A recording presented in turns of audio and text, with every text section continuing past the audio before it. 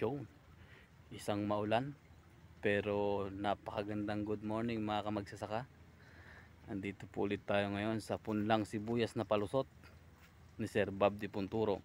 Wow!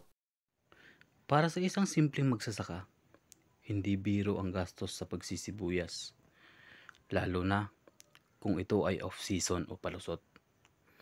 Inaabot ng estimated na 30,000 piso o higit pa kada isang lata ng sibuyas.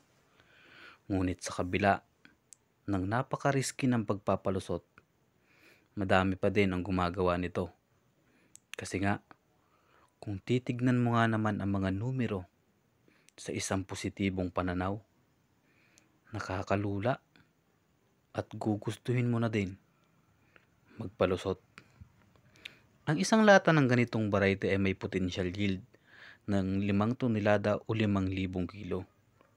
Kung susundan natin ang presyo ngayon sa merkado na 130 pesos kada kilo, katumbas nun ang estimated price na 100 pesos kada kilo na farm gate price o yung bili ng mga buyers dito sa bukid. Kaya kung susumahin, may potential kang kumita ng 500,000 piso sa isang maliit na area sa isang lata ng sibuyas. Napakalaking halaga na para sa amin ng mga simpleng mga magsasaka.